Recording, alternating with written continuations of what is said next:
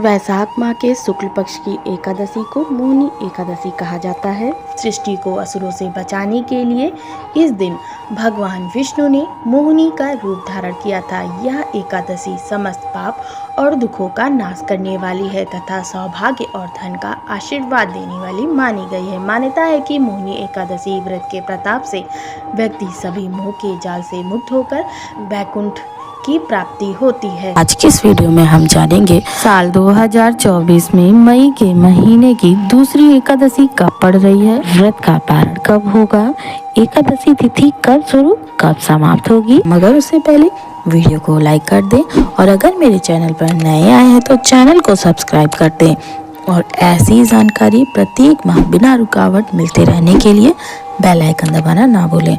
तो चलिए वीडियो शुरू करते हैं। साल 2024 में मई के महीने की दूसरी एकादशी मोहिनी एकादशी 19 मई 2024 दिन रविवार को पड़ रही है। पारण का समय रहेगा 20 मई को सुबह 5:28 से सुबह 8:12 तक। पारण तिथि के दिन द्वादशी समाप्त होने का समय दोपहर 3:58 पर। एकादशी तिथि का प्रारंभ 18 मई को सुबह 11:22 पे हो रहा है और एकादशी तिथि की समाप्ति होगी 19 मई 2024 को दोपहर 1:50 पर।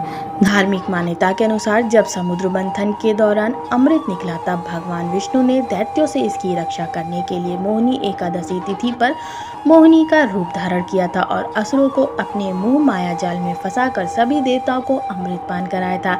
वहीं दूसरी मान्यता के अनुसार त्रेता युग में जब श्री राम पत्नी वियोग में दुखी थे तो महर्षि वशिष्ठ के कहने से श्री राम ने भी इस व्रत को किया था। कहते हैं इससे उनके दुखों का नाश हुआ और माता सीता की खोज वह बेहतर ढंग से कर पाए। इंसान से अनजाने में किए हुए पापों का प्रायश्चित करने के लिए मोहिनी एकादशी का व्रत बहुत फलदायी है। पुराणों के अनुसार दसवीं तिथि को शाम को सूर्यास्त के बाद भोजन नहीं करना चाहिए और रात्रि में भगवान का ध्यान करते हुए सोए। एकादशी व्रत रखने वाले को अपने मन को शांत एवं स्थिर रखे, किसी प्रकार की द्वेष भावना क्रोध मन में ना लाएं। एकादशी को तांबा, चांदी, चावल और दही का दान करना उचित होता है। प्रातःकाल सूर्योदय से पूर्व उठकर स्नान करें, स्वच्छ वस्त्र धारण कर हाथ में फूल लेकर भगवान के समक्ष व्रत का संकल्प लें। भगवान विष्णु की पूजा में तुलसी, ऋतुफल एवं तिल का प्रयोग करें। रात्रि जागरण का बड़ा महत्व है। संभव हो तो रात में जग कर भगवान का भजन कीर्तन करें।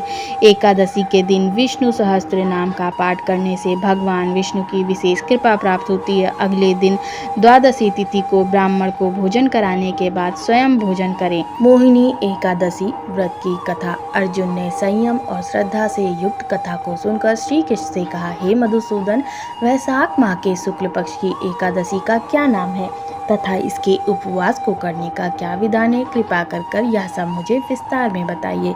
श्री कृष्ण ने कहा, हे अर्जुन, मैं एक पौराणिक कथा सुनाता हूँ जिसे महर्षि वशिष्ठ ने श्री रामचंद्र जी से कहा था। उसे मैं तुमसे कहता हूँ, ध्यान पूर्वक श्रवण करो। एक बार की बात है, श्री राम जी ने महर्षि वशिष्ठ से कहा, हे गुरुश्रेष्ठ, मैंने जनक नंदिनी सीता जी के वियोग में बहुत कष्ट भोगे, अतः मेरे कष्टों का नाश किस प्रकार होगा? आप मुझे कोई ऐसा व्रत बताने की कृपा करें जिससे मेरे सभी पाप और कष्ट नष्ट हो जाएं।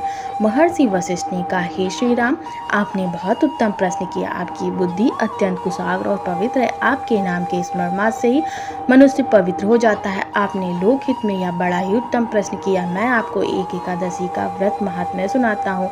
वैशाख माह के शुक्ल पक्ष की एकादशी का नाम मोहिनी एकादशी है। इस एकादशी का उपवास करने से मनुष्य के सभी पाप तथा क्लेश नष्ट हो जाते हैं। इस उपवास के प्रभाव से मनुष्य मोह के जाल से मुक्त होता है। अतः हे राम, दुखी मनुष्य को इस एकादशी का उपवास अवश्य करना चाहिए। इस व्रत को करने से मनुष्य के सभी पाप नष्ट हो जाते हैं। अब आप इसकी कथा को श्रद्धा पूर्वक सुनिए। प्राचीन समय में सरस्वती नदी के किनारे भद्रावती नाम की एक नगरी बसी हुई थी। उस नगरी में धुतिमान नामक राजा राज्य करता था। उसी नगरी में एक वैश्य रहता था जो धन धान्य से पूर्ण था। उसका नाम धनपाल था। वह अत्यंत धर्मात्मा तथा नारायण भक्त था। उसने नगर में अनेकों भोजनालय, प्याऊ, कुएं, तालाब, धर्मशालाएं आदि बनवाए। सड़कों के किनारे आम, जामुन, नीम आदि के वृक्ष लगवाए जिससे पथिक को सुख मिले। उस वैश्य के 5 पुत्र थे जिनमें सबसे बड़ा पुत्र अत्यंत पापी व दुष्ट था। वह वैश्याओं और दुष्टों की संगति करता था। इससे जो समय बचता उसे वह जुआ खेलने में व्यतीत करता। वह बड़ा ही अधम था और देवता पितर आदि किसी को भी नहीं मानता था। अपने पिता का अधिकांश धन वह बुरे व्यसनों में ही उड़ाया करता था। मद्यपान तथा मांस का भक्षण करना उसका नित्य का कर्म था। जब काफी समझाने बुझाने पर भी वह सीधे रास्ते पर नहीं आया तो दुखी होकर उसके पिता, भाइयों तथा कुटुंबियों ने उसे घर से निकाल दिया और उसकी निंदा करने लगे। घर से निकलने के बाद वह अपने आभूषणों तथा वस्त्रों को बेच कर अपना गुजारा करने लगा। धन नष्ट हो जाने पर वैश्याओं तथा उसके दुष्ट साथियों ने भी उसका साथ छोड़ दिया। जब वह भूख प्यास से व्यथित हो गया तो उसने चोरी करने का विचार किया और रात्रि में चोरी करके अपना पेट पालने लगा। लेकिन एक दिन वह पकड़ा गया, किंतु सिपाहियों ने वैश्य का पुत्र जानकर छोड़ दिया। जब वह दूसरी बार पकड़ा गया तब सिपाहियों ने भी उसका कोई लिहाज नहीं किया और राजा के सामने प्रस्तुत करके उसे सारी बात बताई। तब राजा ने उसे कारागार में डलवा दिया। कारागार में राजा के आदेश से उसे बहुत कष्ट दिए गए। अंत में उसे नगर छोड़ने के लिए कहा गया। दुखी होकर उसे नगर छोड़ना पड़ा। अब वह जंगल में पशु पक्षियों को मारकर पेट भरने लगा। फिर बहेलिया बन गया और धनुष बाण से जंगल के निरीह जीवों को मार मार कर खाने और बेचने लगा। एक बार वह भूख और प्यास से व्याकुल होकर भोजन की खोज में निकला और कौटिन्य मुनि के आश्रम में जा पहुंचा। इस दिन वैशाख का महीना था। कौटिन्य मुनि गंगा स्नान करके आए थे। उनके भीगे वस्त्रों की छींटे मात्र से इस पापी को कुछ सद्बुद्धि प्राप्त हुई।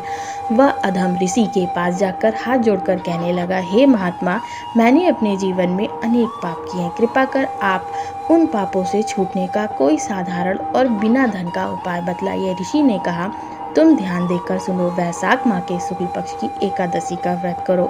इस एकादशी का नाम मोहिनी है। इसका उपवास करने से तुम्हारे सभी पाप नष्ट हो जाएंगे। ऋषि के वचन सुन वह बहुत प्रसन्न हुआ और उनकी बतलाई हुई विधि के अनुसार उसने मोहिनी एकादशी का व्रत किया। हे श्री राम, इस व्रत के प्रभाव से उसके सभी पाप नष्ट हो गए और अंत में वह गरुड़ पर सवार होकर विष्णु लोक को गया। संसार में इस व्रत से उत्तम दूसरा कोई व्रत नहीं। इसके महात्म्य के श्रवण व पठन से जो पुण्य प्राप्त होता है वह पुण्य 1 सहस्त्र गौदान के पुण्य के बराबर है। जय श्री कृष्ण।